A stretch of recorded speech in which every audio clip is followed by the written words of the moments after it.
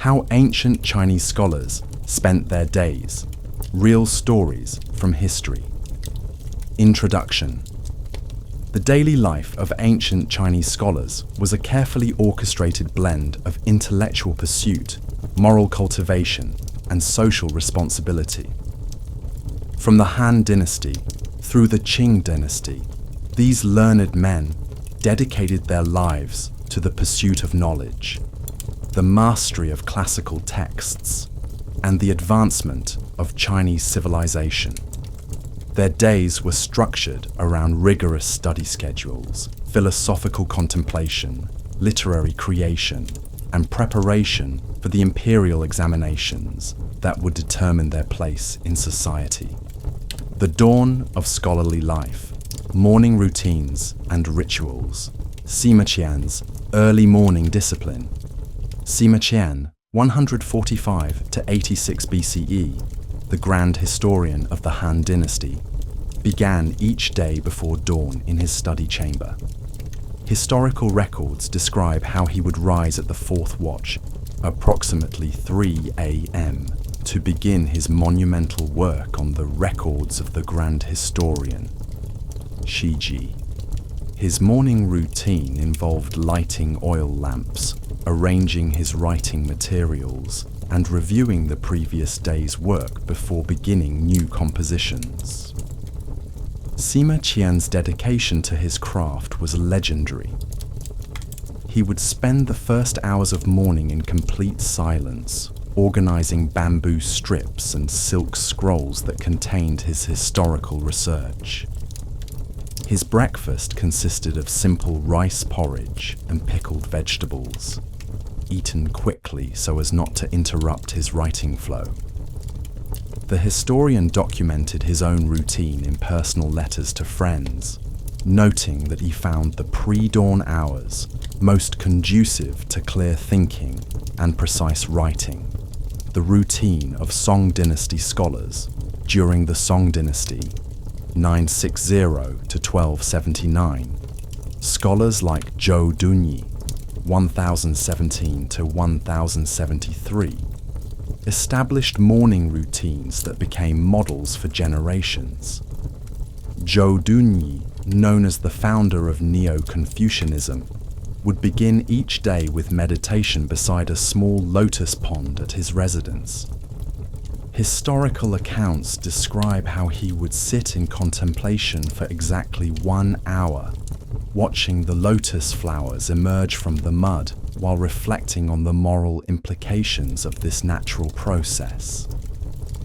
Following his meditation, Zhou Dunyi would practice calligraphy for another hour, copying passages from the I Ching, Book of Changes, and the Analects of Confucius. His brushwork practice was not merely artistic but philosophical. He believed that the controlled movements of brush writing cultivated inner discipline and moral character. Students who visited his home reported that his morning calligraphy sessions were conducted in absolute silence, with only the sound of brush on paper and the occasional chirping of birds. Tang Dynasty morning scholarly practices. The Tang Dynasty, 618 to 907. Poet and scholar Du Fu, 712 to 770, maintained a different but equally rigorous morning routine. Historical records from his time in Chang'an describe how he would wake at dawn to read poetry aloud in his garden, believing that the morning air was purest and most conducive to understanding the rhythm and meaning of classical verses. Du Fu's morning routine included the practice of morning pages, writing 3 pages of spontaneous thoughts and observations before beginning any formal literary work. These personal writings, some of which survive today, reveal his daily concerns, from worries about political turmoil to observations about seasonal changes. His breakfast was often delayed until mid-morning, as he believed that mental work should precede physical nourishment. The scholar's study, Sacred spaces of learning. The ideal scholar's room. The physical environment of study was considered crucial to scholarly success. The Ming Dynasty scholar Gu Yanwu, 1613 to 1682, designed his study according to principles that became widely adopted. His room faced east to capture morning light, contained a large desk made from a single piece of wood, and was surrounded by carefully organized bookshelves that held over 3,000 volumes. Gu Yanwu's study included specific areas for different activities: a reading corner with comfortable seating, a writing desk positioned to avoid glare, and a small altar dedicated to Confucius, where he would offer incense each morning. The room was kept at a precise temperature through careful positioning of windows and doors, and fresh flowers were changed weekly to maintain a pleasant atmosphere conducive to learning. The Library of Fan Zhongyan. Fan Zhongyan, 989 to 1052, the renowned Song Dynasty statesman and scholar, created one of the most famous private libraries of his era. His collection included over 10,000 volumes, meticulously organized by subject and dynasty. Each morning, Fan Zhongyan would spend time reorganizing and cataloging his books, treating this task as a form of meditation and review. The library was arranged in a specific pattern. Classical texts occupied the central shelves. Historical works were placed to the east, poetry and literature to the west, and philosophical works to the north. This arrangement reflected the scholar's belief that learning should radiate outward from core classical knowledge to specialized fields of study. Scholarly tools and materials. The tools of scholarship were treated with reverence and care. The four treasures of the study, Wenfang Sibao, brush, ink, paper, and inkstone, were considered essential to scholarly life.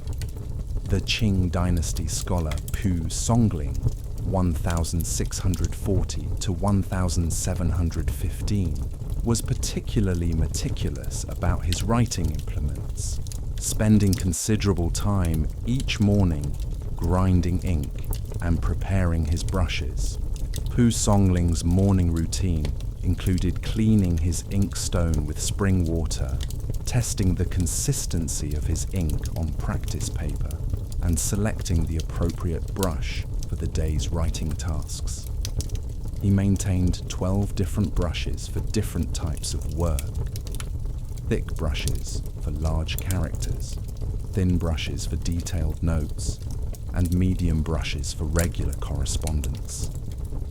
This preparation ritual could take up to an hour, but was considered essential for producing quality work. The rhythm of study, daily scheduling and time management. The 6-hour study block.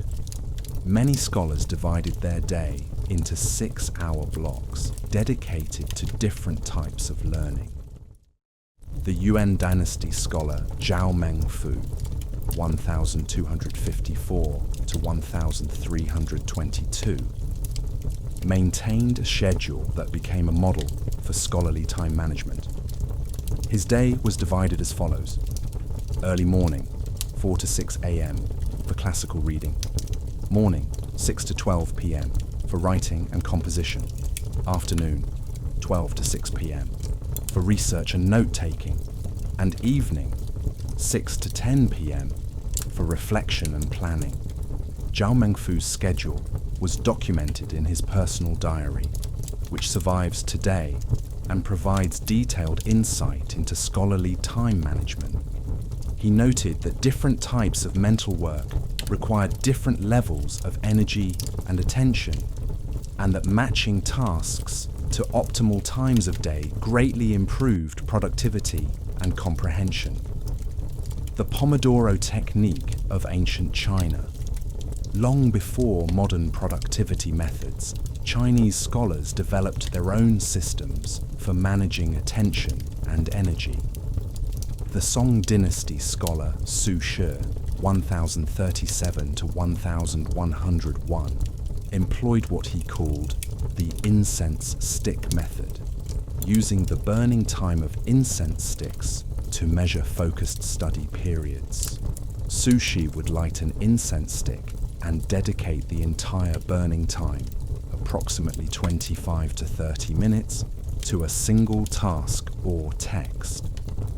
When the incense burned out, he would take a short break for tea or light exercise before beginning another focused period. This method helped maintain concentration and prevented the mental fatigue that could result from extended periods of continuous study. Seasonal adjustments to study schedules. Scholars adjusted their daily routines according to seasonal changes, believing that different types of learning were more effective at different times of year. During winter months, when days were shorter and indoor time was maximized, scholars focused on intensive reading and memorization. Spring was considered ideal for writing and creative work, while summer was devoted to field research and practical application of knowledge. The Ming Dynasty scholar Wang Yangming, 1472 to 1529, documented his seasonal study adjustments in letters to students. In winter, he would wake earlier to maximize daylight hours for reading, and would spend evenings in contemplation and discussion. Spring mornings were dedicated to writing poetry and essays, taking advantage of the creative energy associated with the season's renewal. The art of reading, techniques and approaches, intensive versus extensive reading. Chinese scholars distinguished between intensive reading, Jingdu, and extensive reading, Bo Lan. Intensive reading involved deep, careful study of classical texts, often memorizing entire passages and analyzing every character and phrase. Extensive reading was broader, aimed at gaining general knowledge and staying informed about current scholarship. The Qing Dynasty scholar Dai Zhen, 1724 to 1777, exemplified this dual approach. His morning hours were dedicated to intensive reading of classical texts, particularly the Mencius and Zunzi, which he believed required the freshest mental energy. Afternoons were spent in extensive reading of contemporary works, historical records, and scientific treatises. Daigen's reading notebooks, which survive today, show his meticulous approach to intensive reading. He would copy important passages, provide character-by-character analysis, cross-reference related texts, and note his own interpretations and questions. A single page of classical text might generate several pages of notes and commentary. The three-reading method.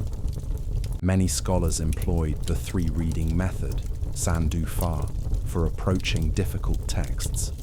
The first reading was for general comprehension and overall structure. The second reading focused on detailed analysis and note-taking. The third reading was for memorization and integration with other knowledge. The Song Dynasty scholar Cheng Yi, 1033 to 1107, described this method in detail in his teaching manual. He emphasized that each reading should be separated by at least one day to allow for mental processing and to approach the text with fresh perspective. The three-reading method was particularly applied to classical texts like the Analects, Mencius, and Book of Changes. Memorization techniques. Memorization was considered fundamental to scholarly education. The Tang Dynasty scholar Han Yu, 768-824, developed sophisticated memorization techniques that were widely adopted. His method involved breaking long texts into smaller segments, creating mental associations between segments, and using rhythmic recitation to aid retention. Han Yu's memorization sessions typically occurred in the early morning when the mind was fresh. He would walk slowly in his garden while reciting, believing that gentle physical movement aided memory formation. His students reported that he could recite entire books from memory and could locate specific passages instantly during discussions or debates. Writing and composition, the scholar's creative process. The daily writing practice. Most scholars maintained daily writing practices that went beyond formal compositions. The Ming Dynasty scholar Li Ji, 1527-1602, wrote in his personal diary every day for over 30 years, creating a record of his thoughts, observations, and scholarly development that totaled over 2,000 pages. Li Ji's daily writing routine began immediately after his morning tea. He would write for exactly 1 hour, recording his thoughts on the previous day's reading, observations about current events, and reflections on his ongoing research projects. This practice served multiple purposes. It helped clarify his thinking, provided a record of his intellectual development, and served as a source of material for formal essays and books. The revision process. Chinese scholars were meticulous about revision and editing. The Song Dynasty poet and scholar Ouyang Shu, 1007-1072, was famous for his extensive revision process. He would write initial drafts quickly, then spend days or weeks revising and refining his work. Ouyang Shu's revision process was documented in letters to fellow scholars. He would typically create 3 to 5 drafts of important pieces, with each draft serving a different purpose. The first draft captured initial ideas and structure. The second draft refined language and improved flow. The third draft focused on precision and elegance. Additional drafts were used for final polishing and fact-checking. Collaborative writing and editing. Scholarly writing was often a collaborative process. The Qing Dynasty scholar Yuan Mei, 1716-1798, maintained a network of scholar friends who would review and comment on each other's work. His daily routine included time for reading and responding to manuscripts sent by colleagues. Yuan Mei's correspondence reveals the sophisticated nature of scholarly collaboration. Scholars would send drafts to multiple readers, incorporate suggestions, and engage in extended discussions about word choice, argumentation, and scholarly methodology. This collaborative approach helped maintain high standards and ensured that published works reflected the best collective thinking of the scholarly community. The social dimension, scholarly interaction and networks, daily correspondence. Maintaining correspondence with fellow scholars was a crucial part of daily scholarly life. The Song Dynasty scholar Zhu Xi, 1130-1200, wrote an average of 3 letters per day to various scholars, students, and officials.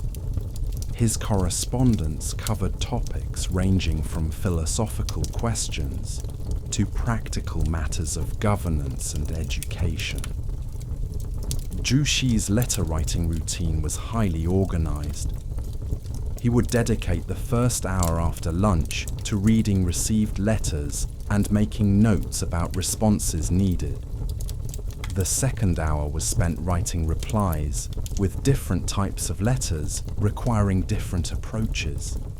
Formal scholarly discussions required careful argumentation and extensive citation of sources, while letters to students focused on encouragement and practical advice.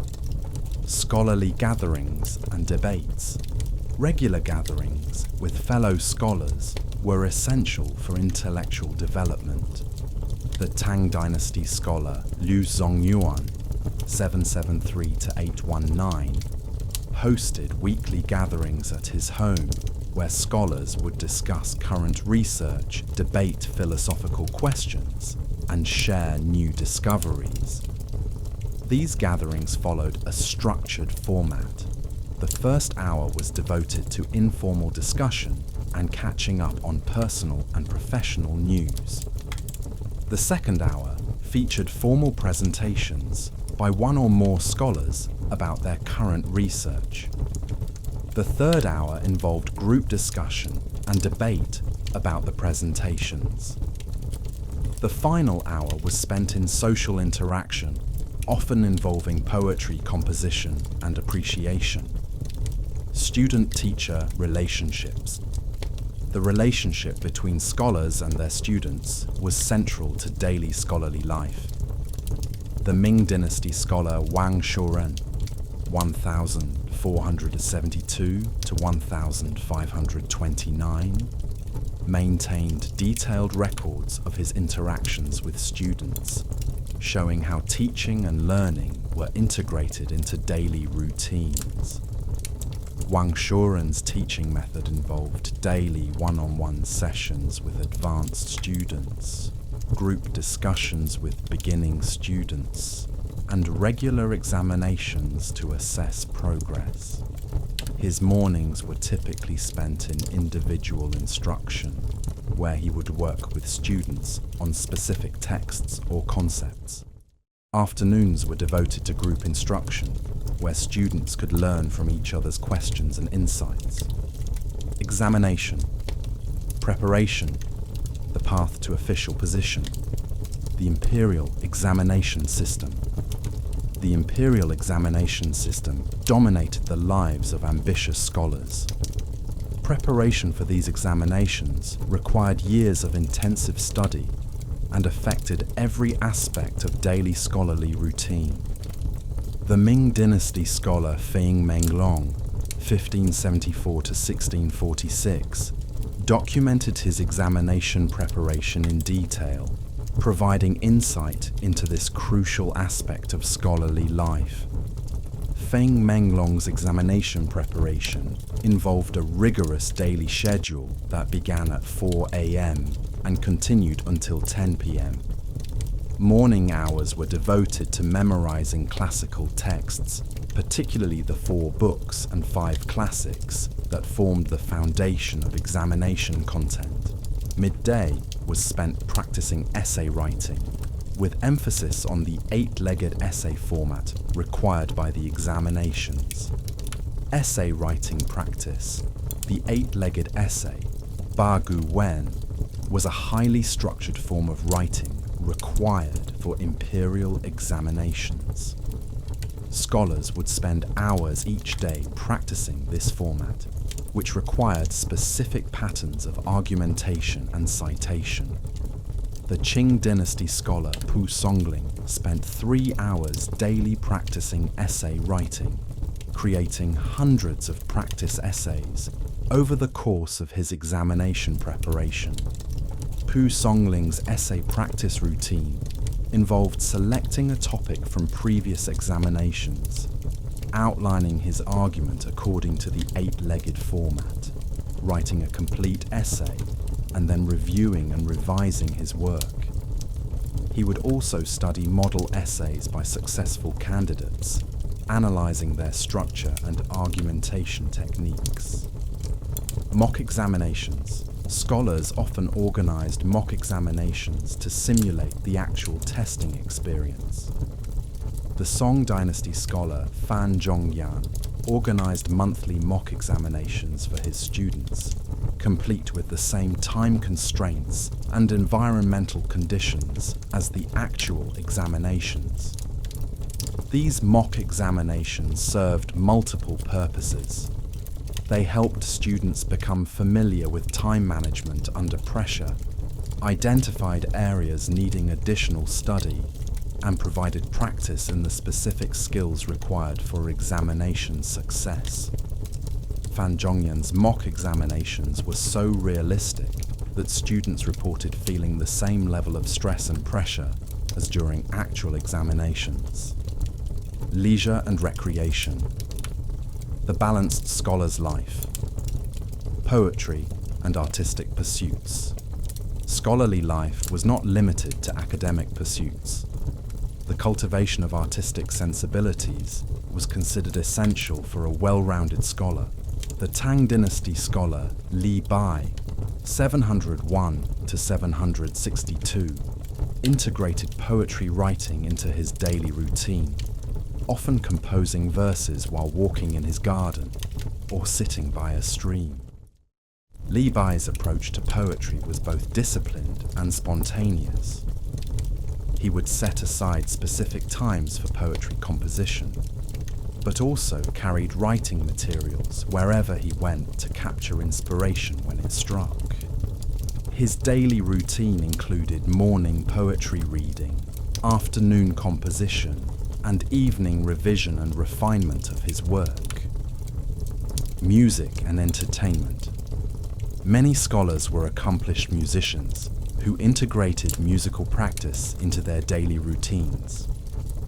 The Song Dynasty scholar Shen Kuo, 1031 to 1095, played the guqin, 7-string zither, for 1 hour each evening, believing that musical practice helped develop the same mental discipline required for scholarly work.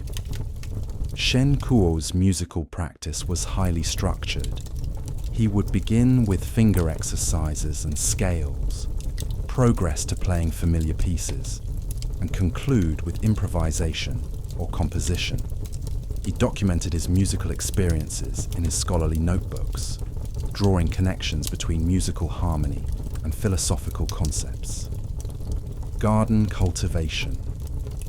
The creation and maintenance of gardens was both a leisure activity and a form of philosophical practice.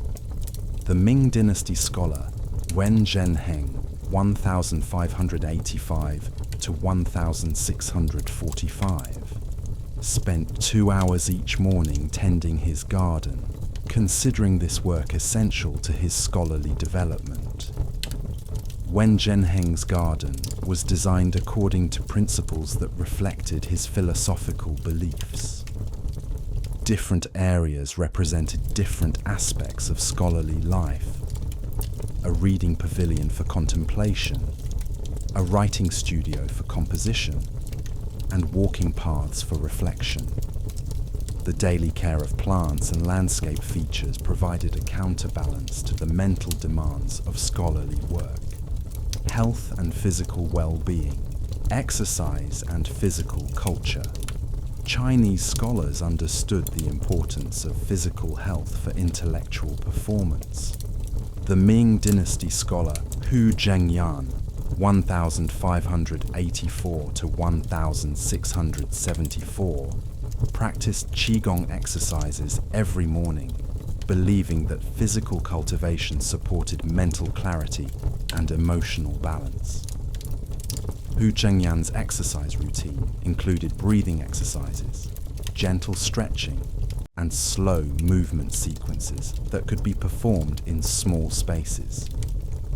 He documented the relationship between physical practice and intellectual performance, noting that regular exercise improved his concentration, memory, and overall sense of well-being. Dietary practices. Scholarly dietary habits were often based on traditional Chinese medicine principles. The Qing Dynasty scholar Ji Yun, 1724 to 1805, maintained a careful diet that he believed supported his intellectual work.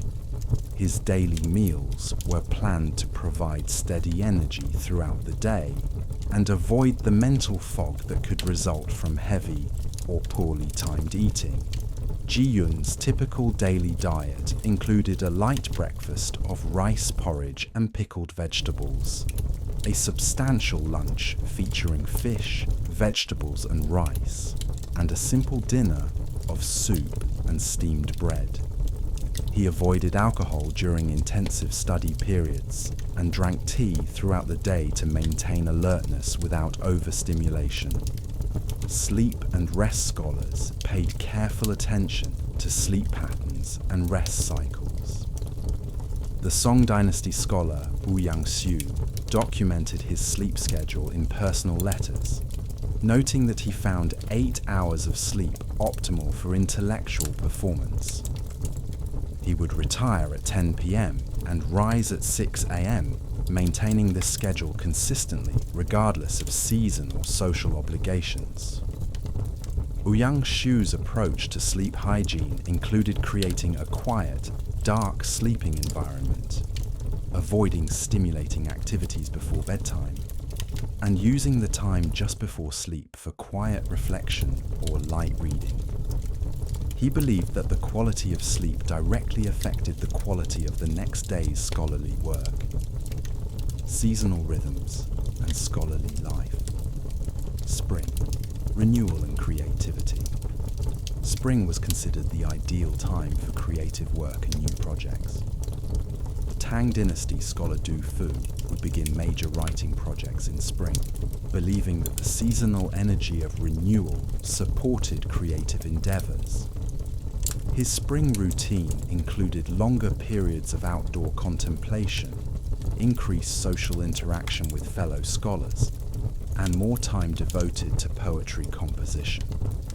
Du Fu's spring schedule was more flexible than his winter routine, allowing for spontaneous activities and creative inspiration. He would often take long walks in the countryside, carrying writing materials to capture observations and ideas. These spring excursions provided material for many of his most celebrated poems. Summer, field research, and practical application. Summer was traditionally devoted to field research and practical application of scholarly knowledge.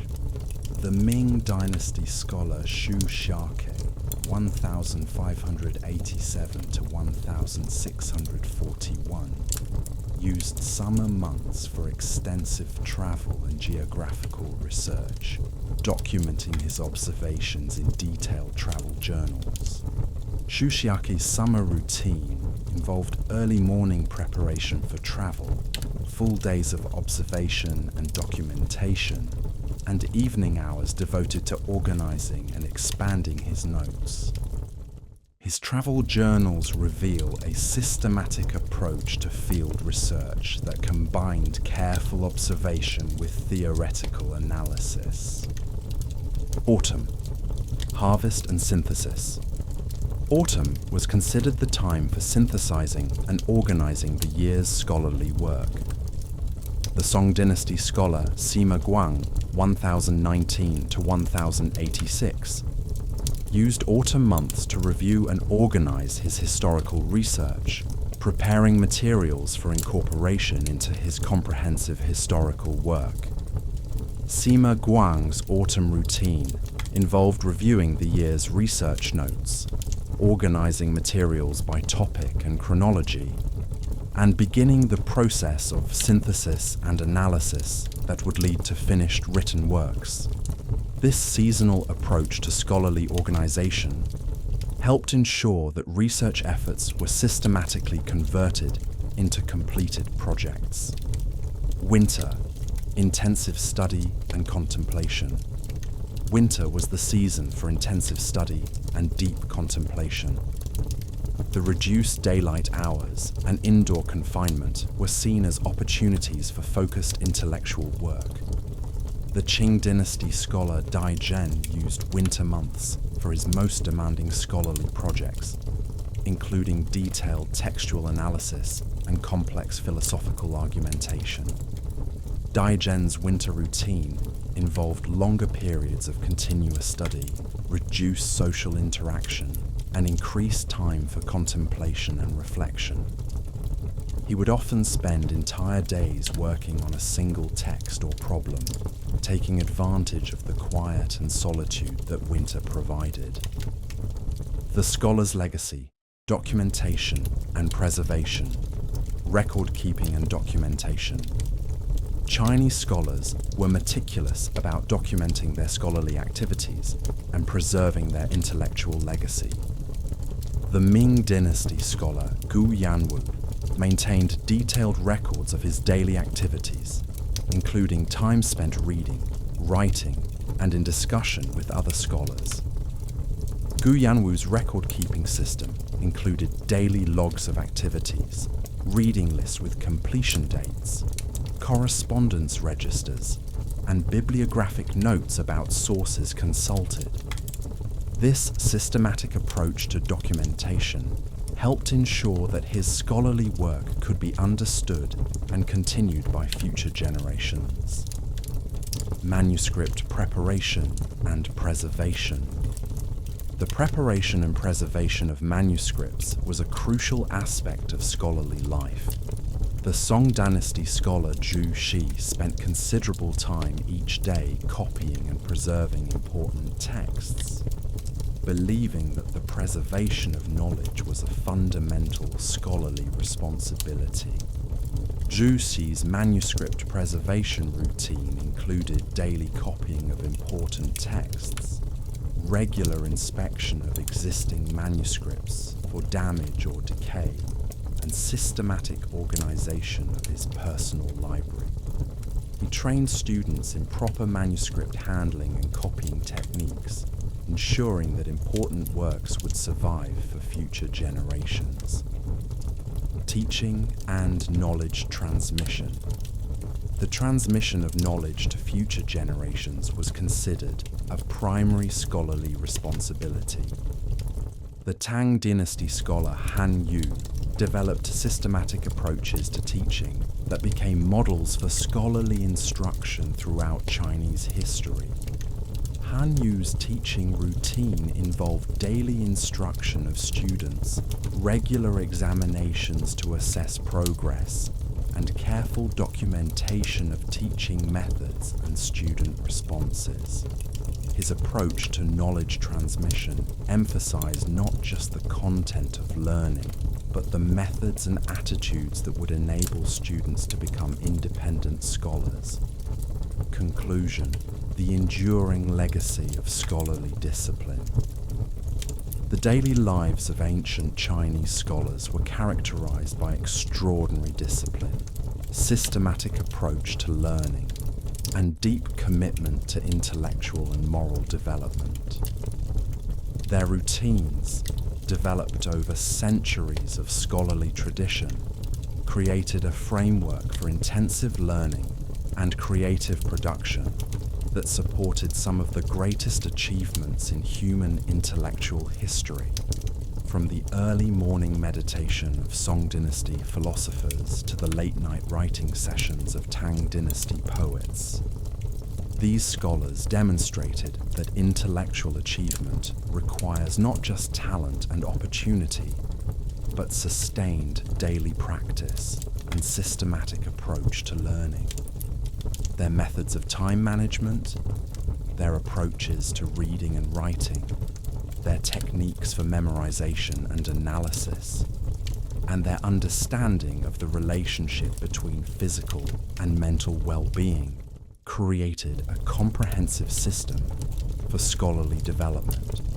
The social dimension of scholarly life, including correspondence networks, collaborative writing, and master-student relationships, shows how individual scholarly achievement was supported by broader intellectual communities. The seasonal rhythms of scholarly work demonstrate an understanding of how different types of intellectual work are best suited to different times and conditions. Perhaps most importantly, These ancient scholars understood that scholarly life was not just about personal achievement, but about contributing to the broader development of human knowledge and civilization. Their daily routines were structured not just to support their own learning, but to ensure that their knowledge would be preserved and transmitted to future generations. The legacy of these scholarly practices continues to influence educational and intellectual approaches today. The discipline, systematic thinking, and balanced approach to learning that characterized ancient Chinese scholarly life remain relevant for anyone seeking to develop their intellectual capabilities and contribute to human knowledge.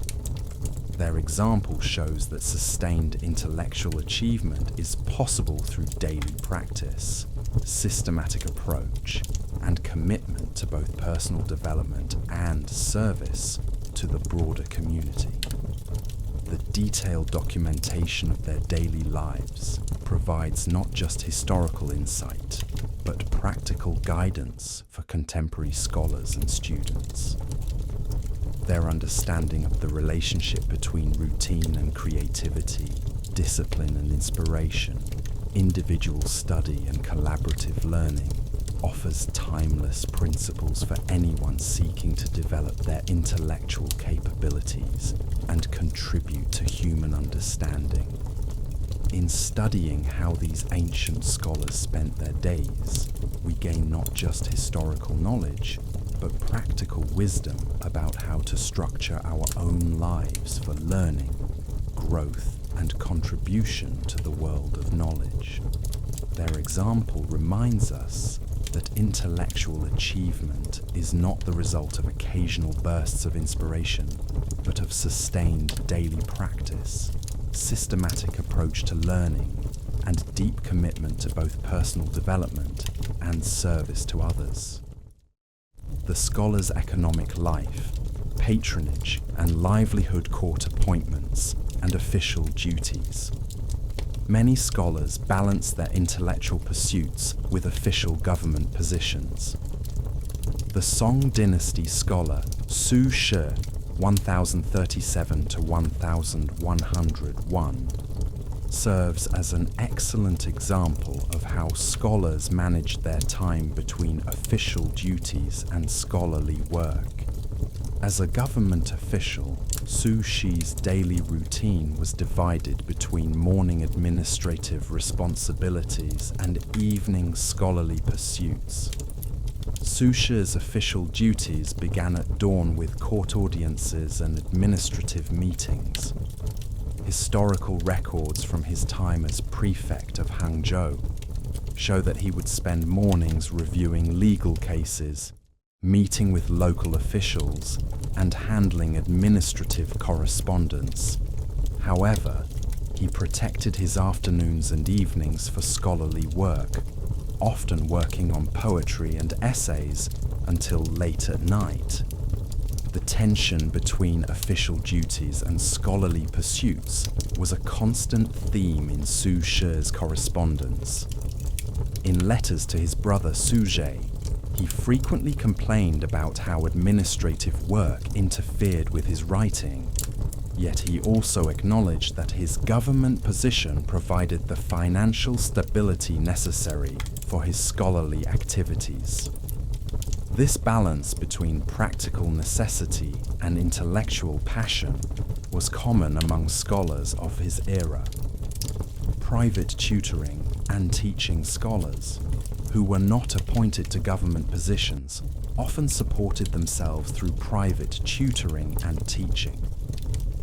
The Ming Dynasty scholar Gui Youguang, 1507 to 1571, maintained a private school where he taught the sons of wealthy merchants and minor officials.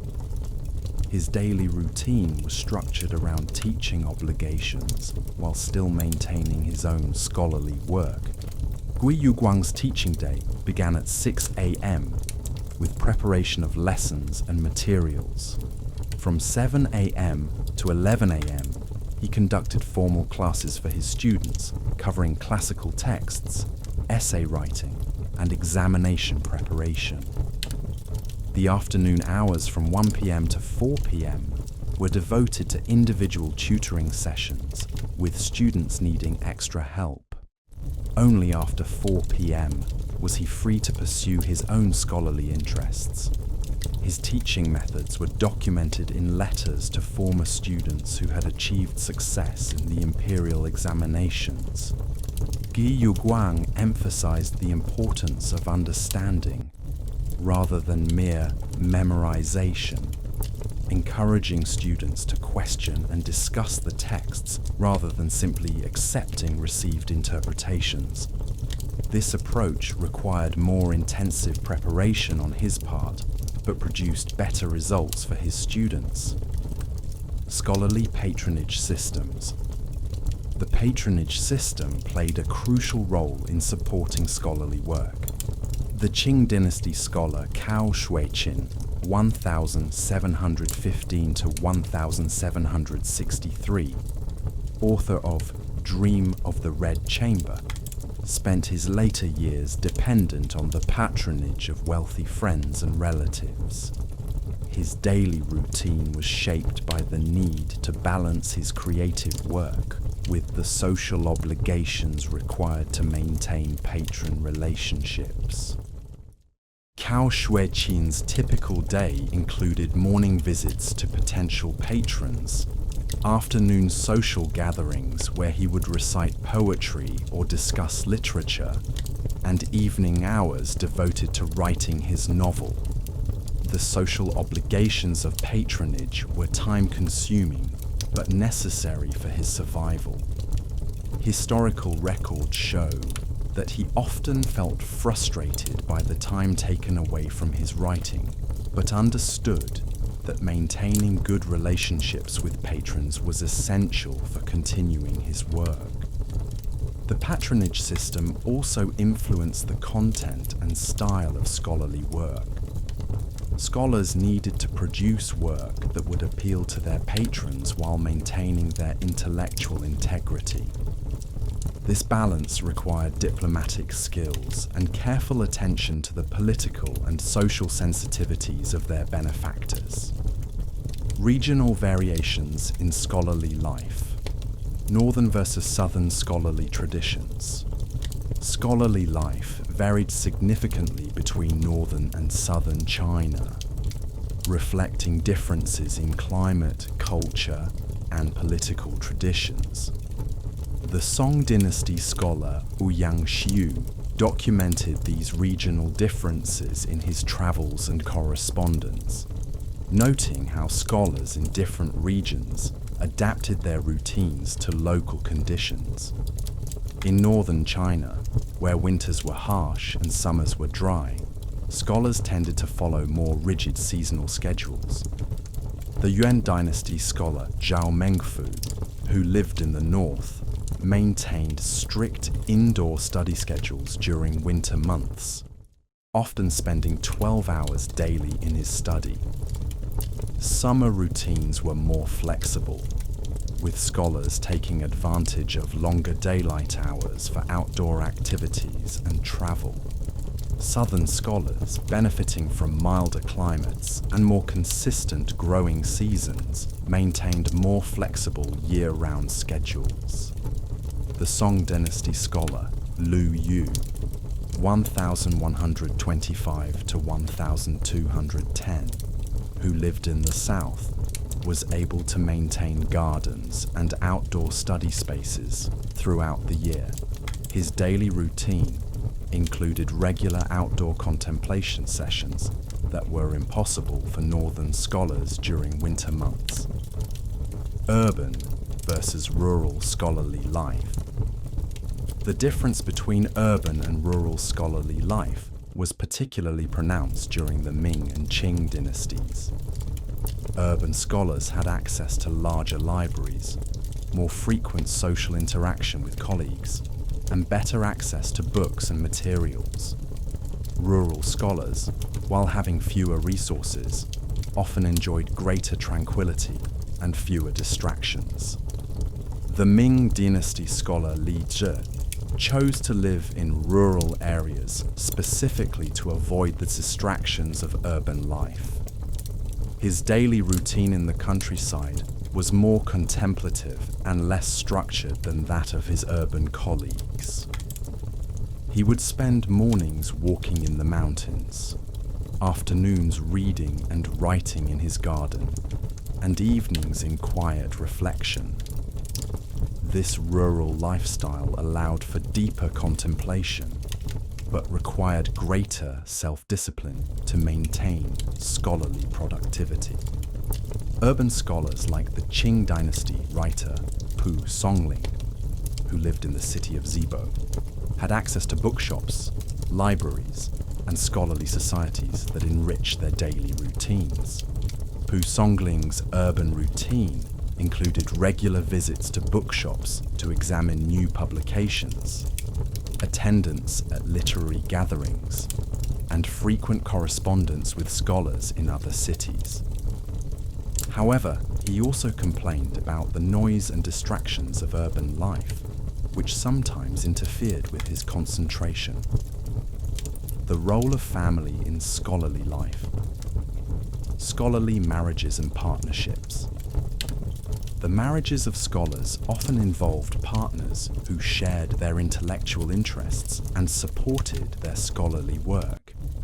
The Song dynasty scholar Li Qingzhao, 1084 to 1155, and her husband, Zhao Mingcheng, formed one of the most famous scholarly partnerships in Chinese history. Their daily routine was structured around shared intellectual activities and mutual support for each other's work. Li Qingzhao and Zhao Mingcheng's daily routine included morning sessions where they would work on separate projects in the same room, providing each other with company while maintaining individual focus.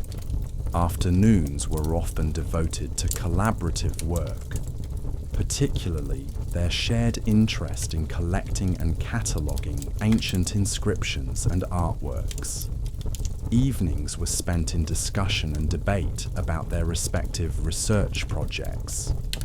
Their correspondence, which survives today, reveals the deep intellectual partnership that characterized their marriage. They would critique each other's work, share research findings, and collaborate on major projects. This partnership model became influential among later scholarly couples who sought to combine personal and intellectual relationships. Children and scholarly legacy. The education of children was a central concern for scholarly families. The Ming Dynasty scholar Wang Shuren developed detailed educational programs for his children that reflected his philosophical beliefs about learning and moral development. His daily routine included specific time devoted to teaching and interacting with his children. Wang Shuren's approach to child education emphasized moral cultivation alongside intellectual development. His daily sessions with his children included classical reading, moral instruction, and practical skills training.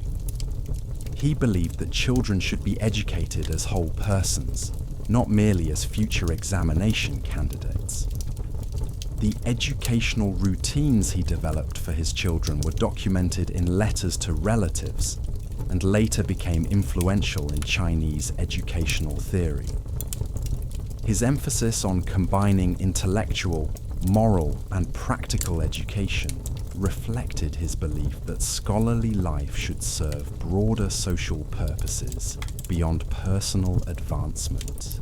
Extended family obligations. Scholars often had significant obligations to extended family members, including elderly parents, siblings, and other relatives. The Qing dynasty scholar Ji Yun managed complex family obligations while maintaining his scholarly work. His daily routine included time for family correspondence, financial management, and advice giving to younger family members. Ji Yun's family obligations were extensive, as he served as the de facto head of his extended family.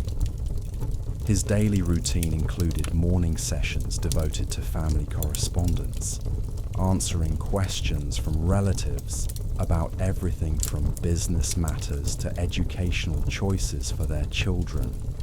These family obligations were time-consuming, but were considered essential aspects of scholarly responsibility, technological innovations, and scholarly life. The impact of printing technology. The development of printing technology during the Song dynasty fundamentally changed scholarly life. The availability of printed books meant that scholars could access a much wider range of texts than had been possible with hand-copied manuscripts. This technological change affected daily routines and study methods.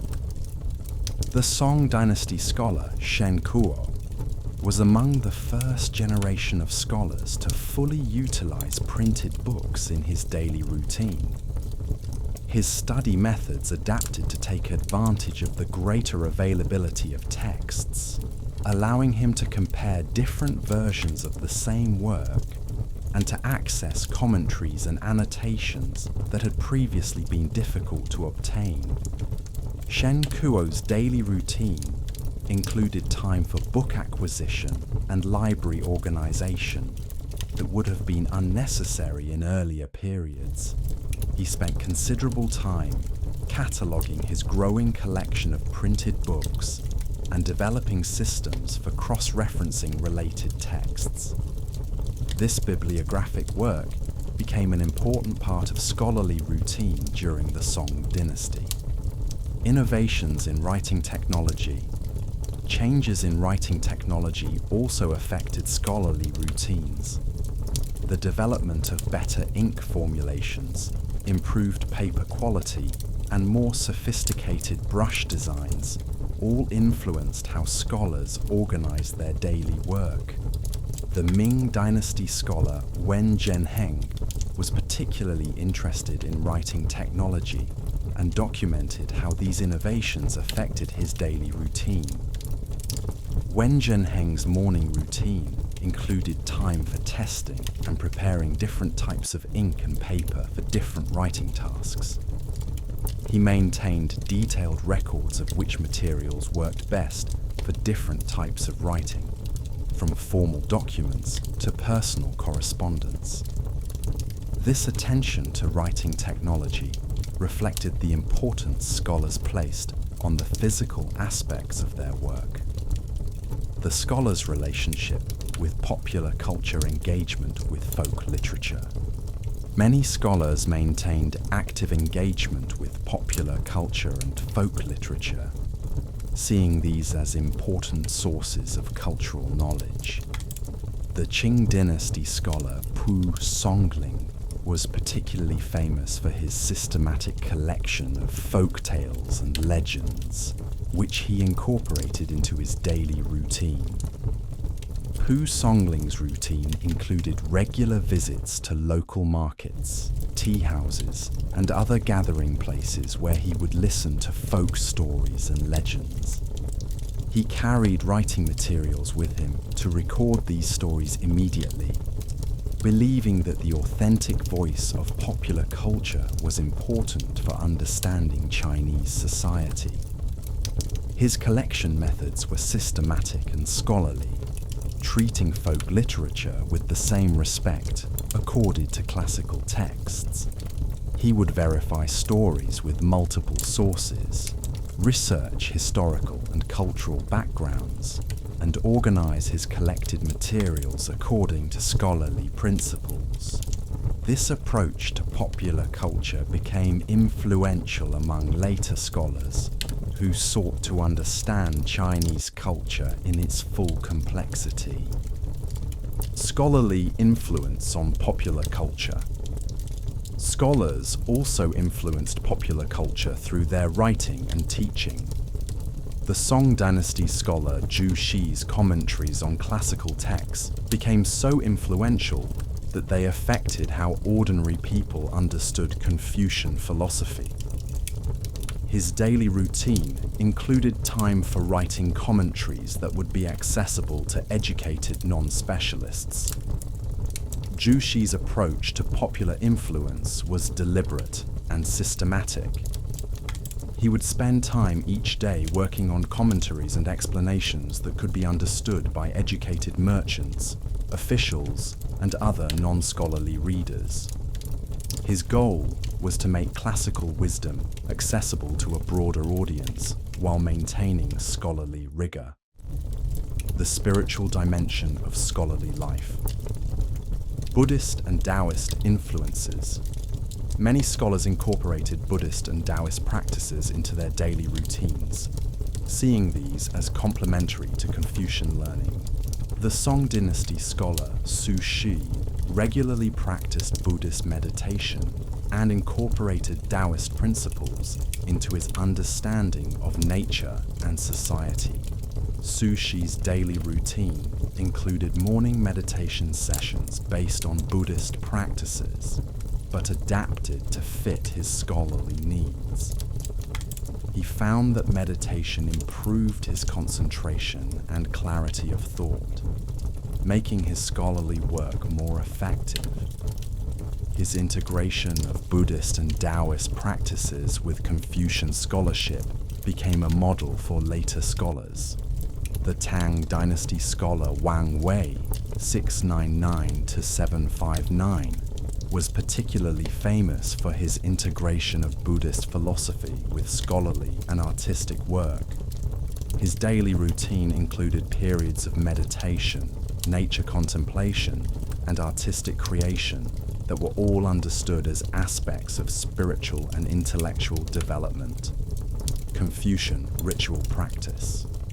Confucian ritual practices were central to scholarly life, providing structure and meaning to daily routines. The Ming Dynasty scholar Qiu Jun, 1420 to 1495, maintained elaborate daily ritual practices that reflected his understanding of Confucian principles. Qiu Jun's daily routine included morning offerings to ancestors and sages, regular periods of moral self-examination, and evening reflection on the day's activities in light of Confucian principles. These ritual practices were not merely ceremonial, but were understood as essential aspects of moral and intellectual development. His approach to ritual practice was both personal and scholarly, as he wrote extensively about the philosophical foundations of Confucian ritual. His daily experiences with ritual practice informed his theoretical understanding, creating an integration of lived experience and scholarly analysis. The scholar's response to political crisis, maintaining scholarly work. During turbulent times, Chinese scholars often face the challenge of maintaining their scholarly work during periods of political turmoil and social upheaval. The Song Dynasty scholar Wen Tianxiang, 1236 to 1283, exemplified the challenges faced by scholars during the Mongol conquest of China. Wen Tianxiang's daily routine during the final years of the Song Dynasty was shaped by the need to balance scholarly work with political resistance. Even while organizing military resistance to the Mongol invasion, he maintained his scholarly writing and poetry composition. His poems from this period reveal how he used literary work as a form of spiritual resistance and moral affirmation. His daily routine included early morning writing sessions before beginning his political and military activities. He believed that maintaining scholarly work was essential for preserving Chinese culture and values, even in the face of political defeat. This integration of scholarly and political resistance became a model for later scholars facing similar challenges. Exile and scholarly adaptation.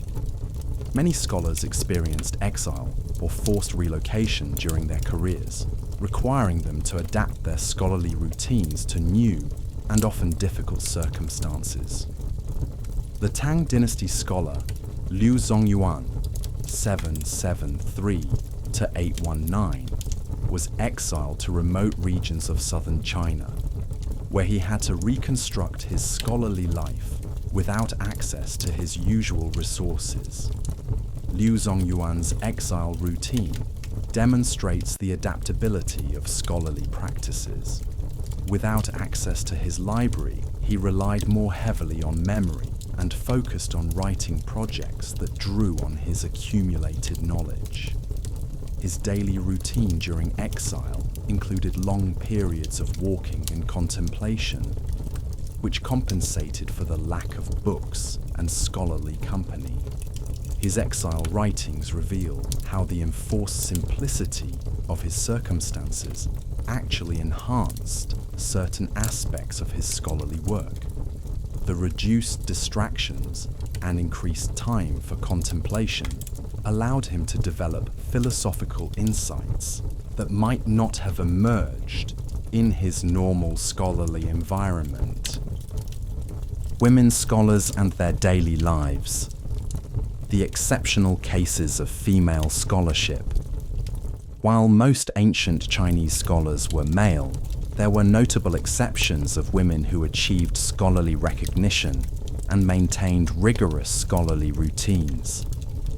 The Song Dynasty scholar Li Qingzhao, 1084 to 1155, was one of the most famous female scholars in Chinese history.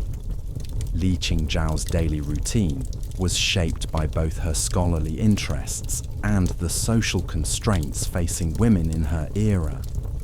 She maintained extensive correspondence with male scholars, participated in literary gatherings, often through written contributions rather than physical presence, and produced a substantial body of poetry and critical writing. Her approach to scholarship was necessarily different from her male contemporaries. She relied more heavily on written correspondence and less on face-to-face scholarly interaction. Her daily routine included extensive letter writing, careful study of texts sent by scholarly friends, and intensive work on her own writing projects. Scholarly wives and partners. Many wives of scholars played important, if often unrecognized, roles in scholarly work. The wife of the Qing dynasty scholar Dai Zhen, while not formally educated, served as an important intellectual partner in his work. Her daily routine included copying manuscripts, organizing research materials, and managing household affairs to support her husband's scholarly activities. These scholarly partnerships were often more extensive than historical records suggest. Women would often contribute to their husband's work through research assistance, editing, and intellectual discussion, while also managing the practical aspects of household life that enabled intensive scholarly work. The economics of scholarly life. Managing scholarly expenses. The financial aspects of scholarly life were complex and often challenging. Books were expensive, writing materials costly, and the time required for scholarly work often conflicted with income-generating activities.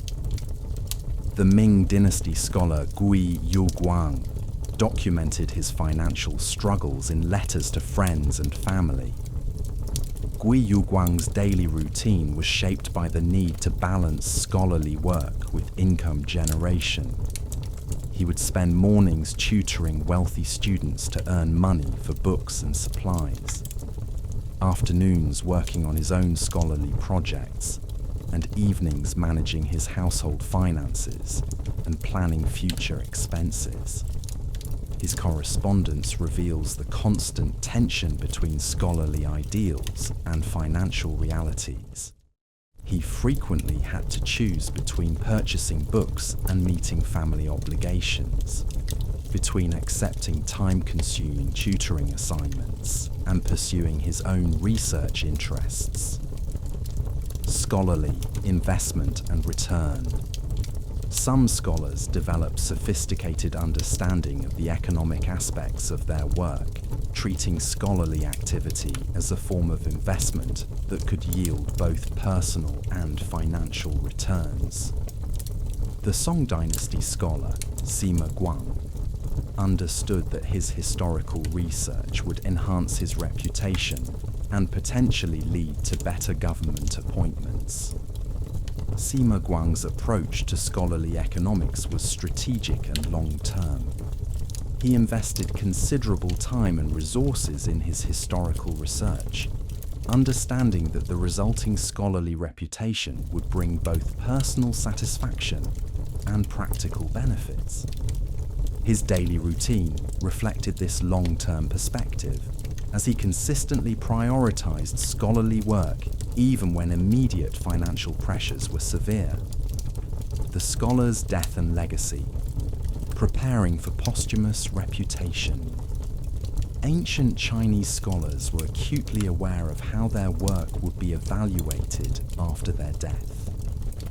The preparation of manuscripts for posthumous publication and the organization of scholarly materials for future generations were important aspects of daily scholarly routine. The Song Dynasty scholar Zhu Xi spent considerable time in his later years organizing his writings and preparing definitive versions of his major works. His daily routine included time for reviewing and revising earlier writings, organizing correspondence and notes, and preparing instructions for his students about how his work should be preserved and transmitted. This preparation for posthumous reputation was both practical and philosophical. Scholars understood that their ultimate contribution to Chinese culture would be measured by the lasting value of their work, not just by their contemporary recognition. The continuation of scholarly lines. The transmission of scholarly traditions from master to student was a crucial aspect of scholarly life. The establishment of scholarly lineages that would continue a master's work was an important goal for many scholars. The Ming Dynasty scholar Wang Yangming devoted considerable attention to training students who would carry on his philosophical school. Wang Yangming's daily routine included intensive work with advanced students who showed promise of becoming scholarly leaders in their own right. He would spend hours each day in detailed discussion with these students, not just teaching them his ideas, but training them in the methods and attitudes that would enable them to develop the tradition further. His approach to scholarly transmission was systematic and deliberate. He documented his teaching methods, recorded important discussions with students, and provided detailed guidance about how his philosophical approach should be developed and applied in future generations. Conclusion: the timeless principles of scholarly life. The daily lives of ancient Chinese scholars reveal timeless principles about the nature of serious intellectual work. Their commitment to systematic study, their integration of personal cultivation with scholarly achievement, their understanding of the social dimensions of learning, and their attention to the practical aspects of scholarly life provide enduring lessons for anyone seeking to develop their intellectual capabilities. Perhaps most importantly, these scholars understood that intellectual achievement requires not just talent and opportunity, but sustained daily practice and systematic approach to learning. Their routines demonstrate that scholarship is not a career, but a way of life, requiring integration of intellectual, moral, and practical concerns. Their example shows that serious scholarly work requires both individual discipline and social support, both intensive focus and broad cultural engagement, both respect for tradition and openness to innovation. The balance they achieved between these competing demands provides a model for intellectual life that remains relevant today. The documentation of their daily routines offers practical guidance for contemporary scholars and students.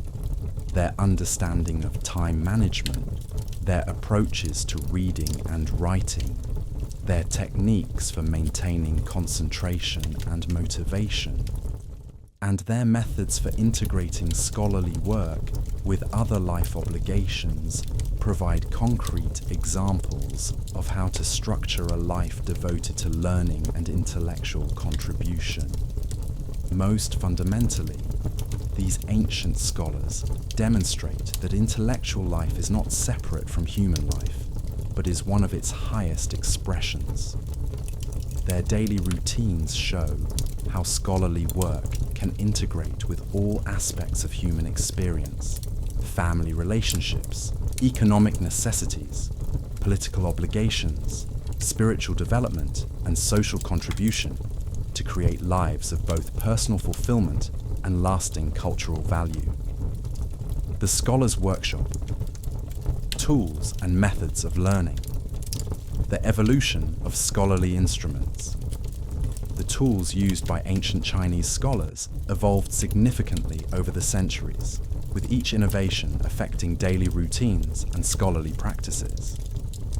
The Tang Dynasty scholar Yan Zhenqing, 709 to 784, was particularly meticulous about his writing instruments and documented how different tools affected his calligraphy and scholarly work. Yan Zhenqing's daily routine included 30 minutes each morning devoted to preparing his writing materials. He would test different brushes for flexibility and ink absorption, prepare ink of varying consistencies for different types of writing, and select paper based on the day's planned activities. His correspondence reveals that he owned over 50 different brushes, each suited to specific tasks, from large brushes for formal documents to tiny brushes for marginal notes. The preparation of ink was particularly important in his daily routine. Yan Zhenqing would grind inkstones with water collected from specific sources, believing that the quality of water affected the final product. He documented his experiments with different ink formulations, noting how factors like humidity, temperature, and grinding technique affected the writing quality. The Scholars' Library Organization. The organization of personal libraries was a crucial aspect of scholarly life that required daily attention. The Song Dynasty scholar Zheng Chao, 1104 to 1162, developed a sophisticated classification system for his 30,000 volume library that became a model for later scholars. Zheng Chao's daily routine included 1 hour each morning devoted to library maintenance and organization. He would check for damaged books, update his catalog system, and rearrange volumes based on his current research needs. His classification system was more complex than simple subject divisions. He organized books by dynasty, author, commentary tradition, and physical condition. His library routine also included regular copying of deteriorating manuscripts. Zheng Chao employed 2 assistant copyists who worked under his supervision, but he personally copied all important texts that were in danger of being lost. This preservation work was considered as important as original research, as scholars understood their responsibility to transmit knowledge to future generations. Record-keeping and note-taking systems. Ancient Chinese scholars developed sophisticated systems for recording and organizing their research.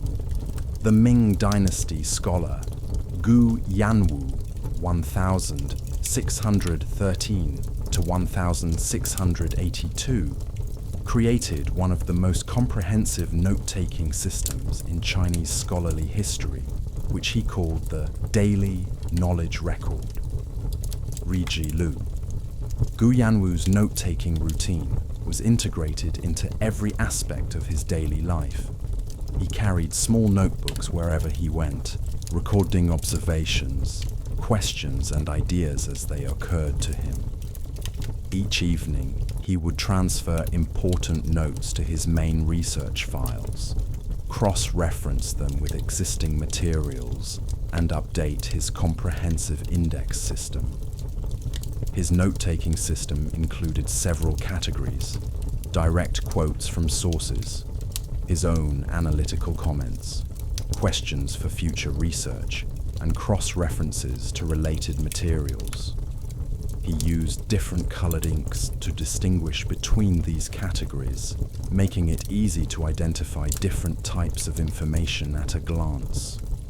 This system allowed him to maintain coherent research projects over many years and across multiple topics. The scholarly community, networks and exchanges, inter-regional scholarly correspondence. The maintenance of scholarly correspondence networks was essential for intellectual development. The Qing dynasty scholar Ruan Yuan, 1764 to 1849, maintained active correspondence with over 200 scholars across China, creating one of the most extensive scholarly networks of his era. Ruan Yuan's daily correspondence routine was highly organized. He would dedicate the first 2 hours after breakfast to reading and responding to letters from scholarly colleagues. His correspondence covered topics ranging from textual criticism and historical research to personal news and family matters. He maintained detailed records of his correspondence, including copies of letters sent and received, organized by correspondent and topic. His letter-writing style varied depending on the recipient and purpose. Formal scholarly exchanges required careful argumentation and extensive citation of sources. Letters to close friends combined scholarly discussion with personal news and mutual support. Letters to younger scholars focused on encouragement and practical advice about research methods and career development. Scholarly societies and associations.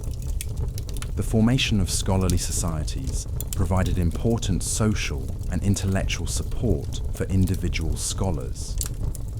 The Song Dynasty scholar Sima Guang helped establish the Luoyang Poetry Society, which became a model for later scholarly associations. The society's activities were integrated into members' daily routines. Weekly meetings were held on Saturday afternoons, with members taking turns hosting. The format included formal presentations of current research, group discussions of important texts, and collaborative poetry composition. Between meetings, members would circulate drafts of their work for comment and criticism. Sima Guang's role in the society required additional daily preparation. As a founding member, he spent time each day reviewing materials submitted by other members, preparing comments and suggestions, and organizing the agenda for upcoming meetings.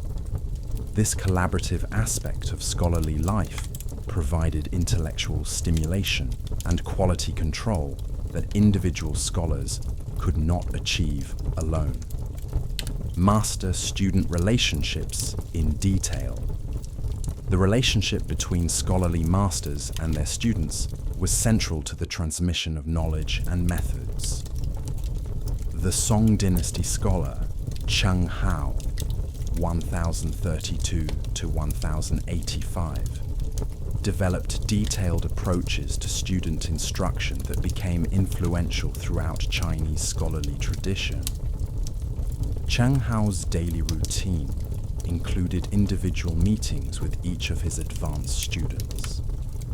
These sessions were not formal lectures, but interactive discussions where students could ask questions, present their own ideas, and receive guidance on their research projects. He maintained detailed records of each student's progress, noting their strengths, weaknesses, and areas needing development. His teaching method emphasized the development of independent thinking rather than mere memorization. He would assign students to analyze the same text using different approaches, then discuss their findings in group sessions. This method helped students understand that scholarly work involved interpretation and analysis, not just the accumulation of facts. Daily challenges and problem solving. Dealing with textual corruption, one of the major challenges faced by ancient Chinese scholars was dealing with corrupted or incomplete texts. The Song Dynasty scholar Wang Anshi, 1021 to 1086, developed systematic approaches to textual criticism that became standard scholarly practice. Wang Anshi's daily routine included time devoted to comparing different versions of the same text, identifying discrepancies, and attempting to reconstruct original readings. This work required access to multiple manuscript traditions and careful analysis of linguistic and historical evidence. He would spend hours examining individual characters, consulting dictionaries and commentaries, and testing different interpretations. His approach to textual criticism was both systematic and intuitive. He would first gather all available versions of a text, then analyze patterns of variation to identify likely sources of corruption. His reconstruction work was documented in detailed notes that showed his reasoning process and provided evidence for his conclusions. Managing information overload. Even ancient scholars faced the challenge of managing large amounts of information. The Ming Dynasty scholar Li Shizhen, 1518 to 1593, developed sophisticated methods for organizing and synthesizing information from thousands of sources for his medical encyclopedia. Li Shizhen's daily routine included systematic review of his accumulated research materials. He would spend mornings reading new sources and extracting relevant information, afternoons organizing and cross-referencing his notes, and evenings synthesizing information into coherent entries for his encyclopedia. His information management system included multiple indexes, by subject, by source, by date, and by reliability.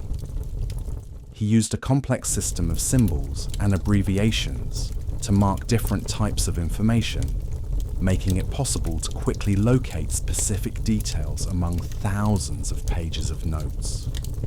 Balancing breadth and depth. Chinese scholars had to balance the Confucian ideal of comprehensive learning with the practical need for specialized expertise. The Qing Dynasty scholar Dai Zhen, 1724 to 1777, exemplified this balance in his daily routine and research approach. Dai Zhen's daily schedule included time for both broad reading and intensive specialization.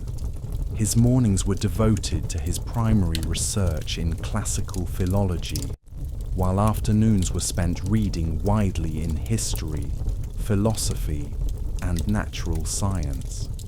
This balance allowed him to maintain expertise in his specialty while staying informed about developments in other fields.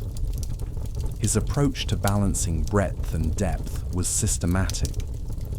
He would spend 3 days each week on intensive research in his primary field, 2 days on related secondary fields, and 1 day on general reading and intellectual exploration. This schedule ensured that he maintained both specialized knowledge and general cultural literacy. The physical environment of scholarship, seasonal adaptations of study spaces. Chinese scholars adapted their physical study environments to seasonal changes, understanding that different conditions were optimal for different types of work. The Ming Dynasty scholar Yuan Hongdao, 1568 to 1610, documented his seasonal study arrangements in letters to friends.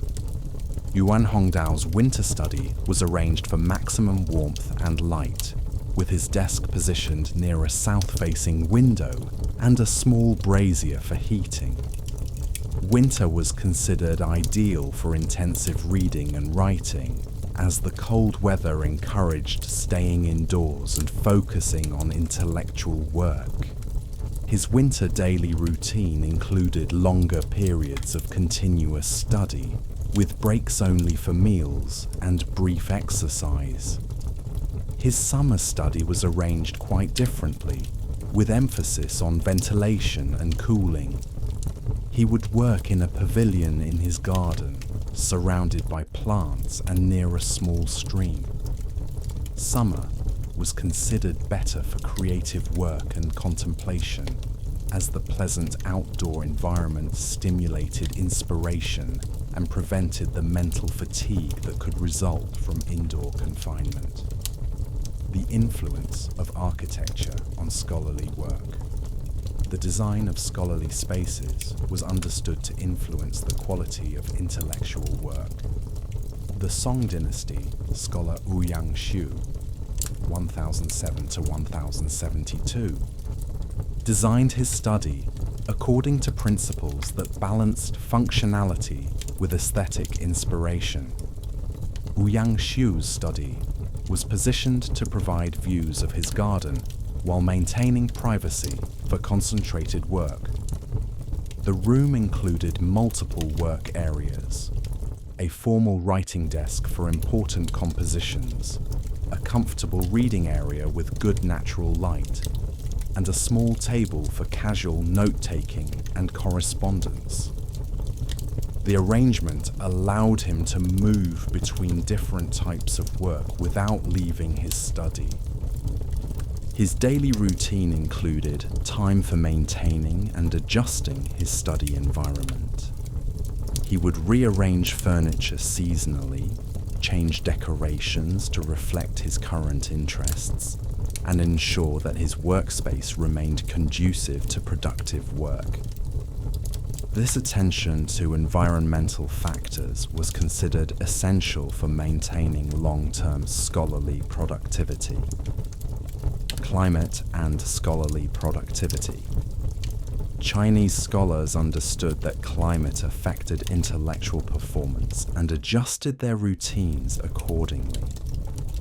The Tang Dynasty scholar Liu Yuxi, 772 to 842, documented how weather conditions influenced his writing and research productivity.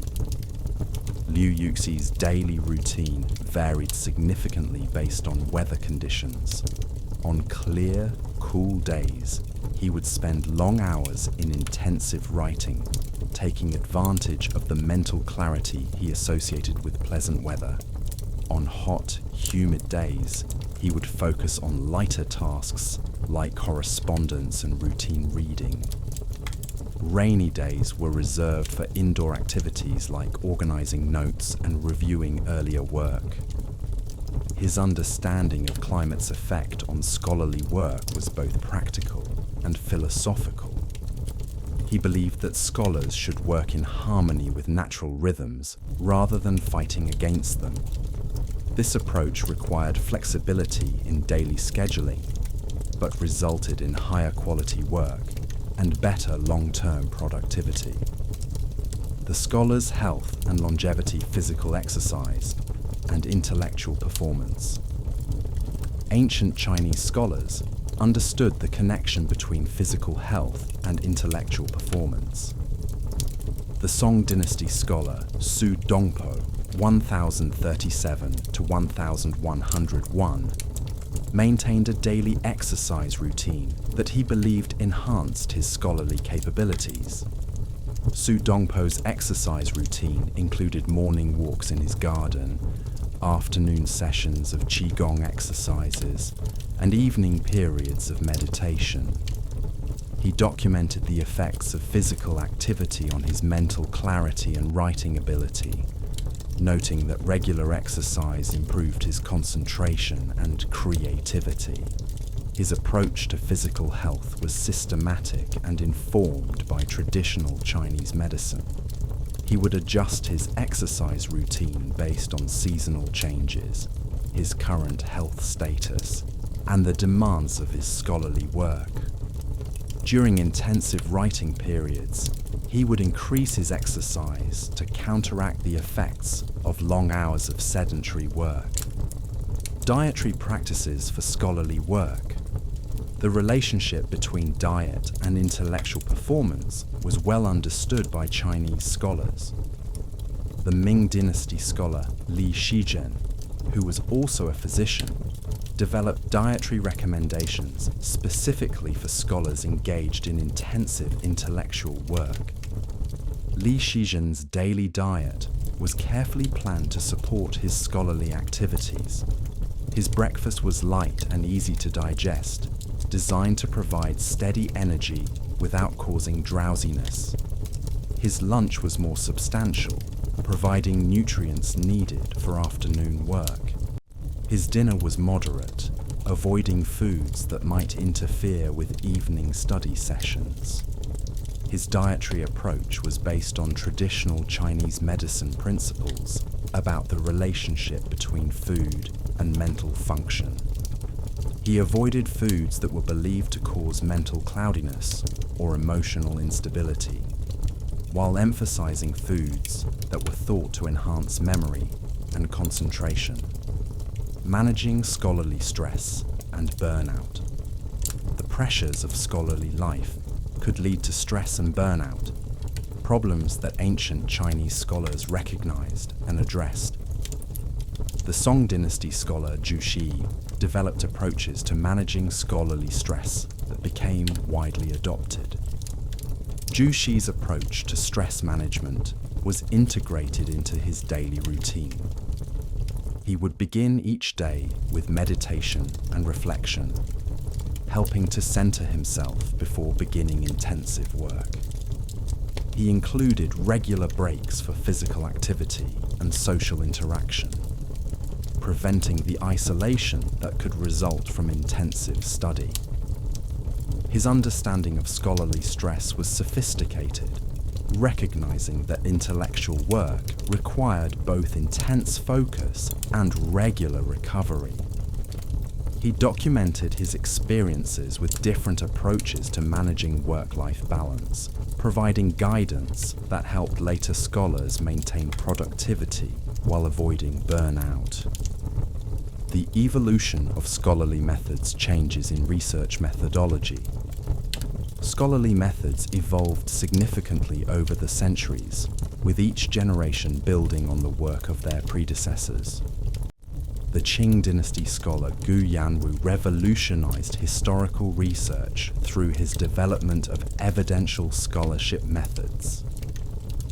Gu Yanwu's daily research routine reflected his innovative methodology. He would spend mornings examining primary sources, comparing different versions of historical accounts, and testing the reliability of traditional narratives. His approach emphasized empirical evidence over received tradition, requiring more intensive source work than earlier scholars had undertaken. His methodological innovations were documented in detailed research notes that showed his reasoning process and evidence evaluation. This transparency in scholarly method became a model for later researchers and helped establish new standards for scholarly rigor. The integration of new knowledge. As Chinese scholars encountered new ideas and information, they had to integrate these discoveries into their existing knowledge frameworks. The Ming Dynasty scholar Xu Guangxi, 1562 to 1633, exemplified this challenge in his work with Western mathematical and scientific knowledge. Xu Guangqi's daily routine included time for studying Western texts that had been translated into Chinese, comparing Western and Chinese approaches to similar problems, and attempting to synthesize different knowledge traditions. This work required linguistic skills, cultural sensitivity, and intellectual flexibility. His approach to integrating new knowledge was systematic and careful. He would first master the new material thoroughly, then identify points of similarity and difference with existing Chinese knowledge, and finally work to create synthetic approaches that combined the best of both traditions. Technological adaptation. Chinese scholars adapted their methods and routines as new technologies became available. The Song Dynasty scholar Shen Kuo, 1031 to 1095, was among the first to integrate printed books into his research routine, changing how he approached scholarly work. Shen Kuo's daily routine adapted to take advantage of printed materials. He could now access multiple copies of the same text, compare different editions, and share materials with other scholars more easily. This technological change required new approaches to note-taking, citation, and collaboration. His adaptation to printing technology was documented in his correspondence with other scholars. He developed new methods for organizing and referencing printed materials, created systems for sharing books with colleagues, and established protocols for verifying the accuracy of printed texts. The scholar's relationship with power navigating political pressures. Chinese scholars often faced complex political pressures that affected their daily routines and research choices. The Song Dynasty scholar Fan Zhongyan, 989 to 1052, exemplified the challenge of maintaining scholarly integrity while serving in government positions. Fan Zhongyan's daily routine had to balance his scholarly interests with his political responsibilities.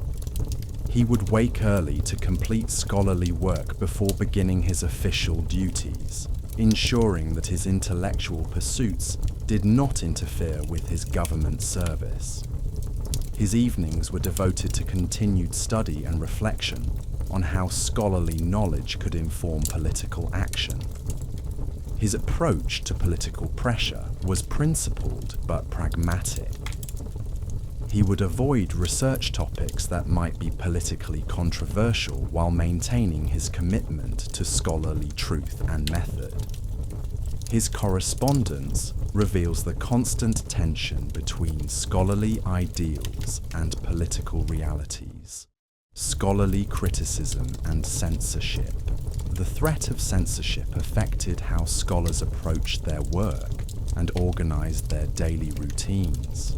The Qing dynasty scholar Dai Zhen had to be particularly careful about his textual criticism work, as challenging traditional interpretations could be seen as political subversion.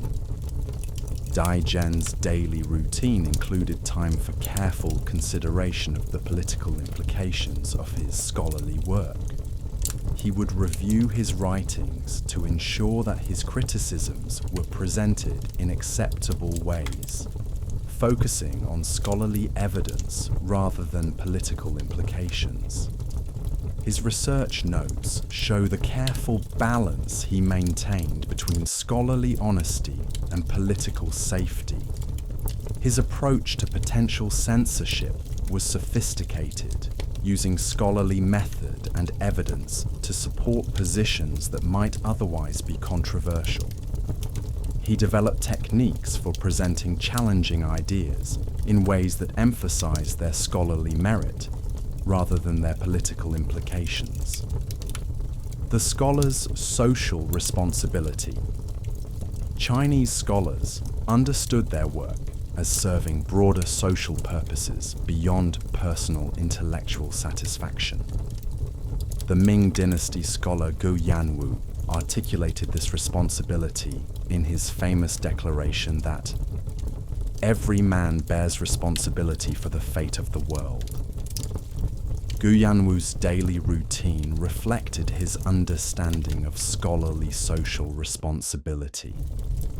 He would spend time each day considering how his research could contribute to social improvement, whether through better understanding of historical patterns, improved educational methods, or clearer articulation of moral principles.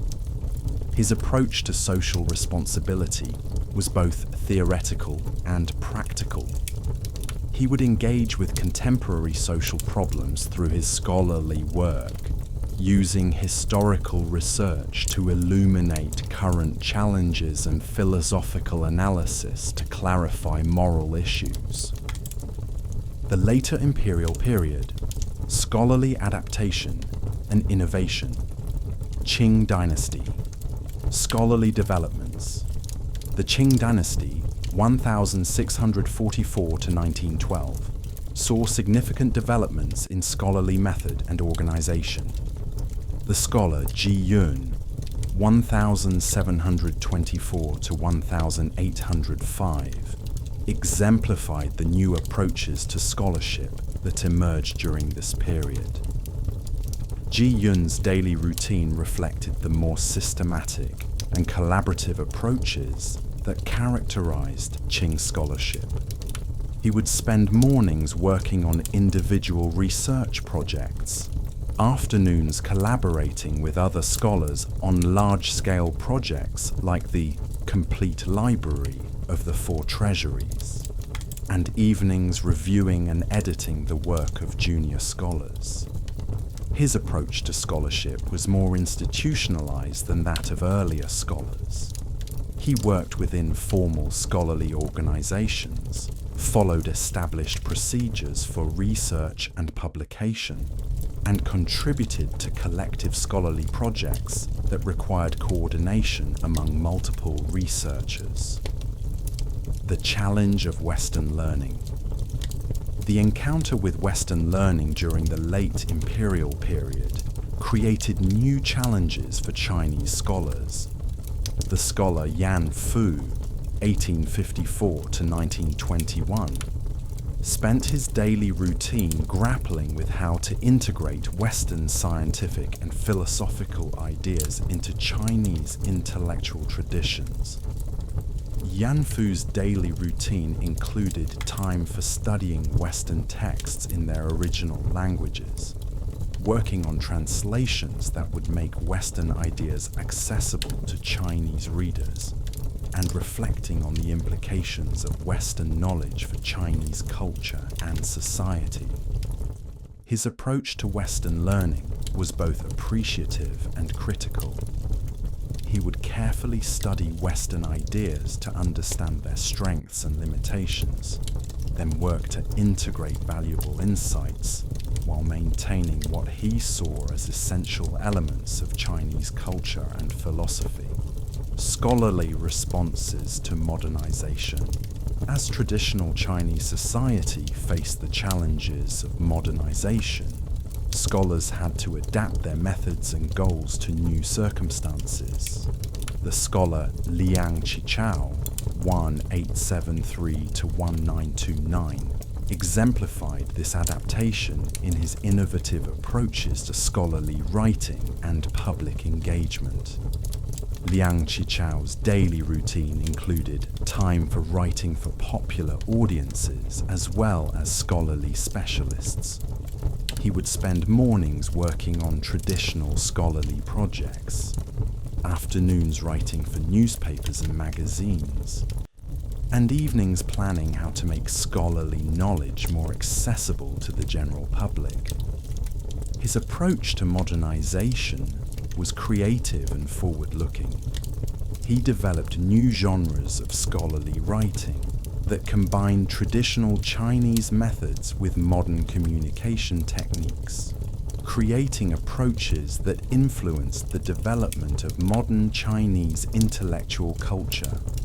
The scholar's legacy, influence and continuation, the preservation of scholarly traditions. Despite the challenges of modernization, many elements of traditional Chinese scholarly life continued to influence later generations. The daily routines and methods developed by ancient scholars provided models for contemporary intellectual work. The emphasis on systematic daily practice, the integration of moral and intellectual development, the importance of scholarly community, and the balance between individual achievement and social responsibility remained relevant as Chinese society modernized. Contemporary relevance. The example of ancient Chinese scholars continues to provide guidance for contemporary intellectual work. Their understanding of the relationship between routine and creativity, their approaches to managing large amounts of information, their techniques for maintaining motivation and focus, and their integration of scholarly work with other life responsibilities offer timeless insights. Their daily routines demonstrate that serious intellectual achievement requires not just talent and opportunity, but sustained commitment to systematic practice and continuous learning. Their example shows how scholarly work can be integrated with family life, social responsibility, and personal development to create lives of both individual fulfillment and social contribution. The detailed documentation of their daily lives provides practical guidance for anyone seeking to develop their intellectual capabilities while maintaining balance and perspective in other areas of life. Their example reminds us that intellectual work is not separate from human life, but is one of its most rewarding and meaningful expressions.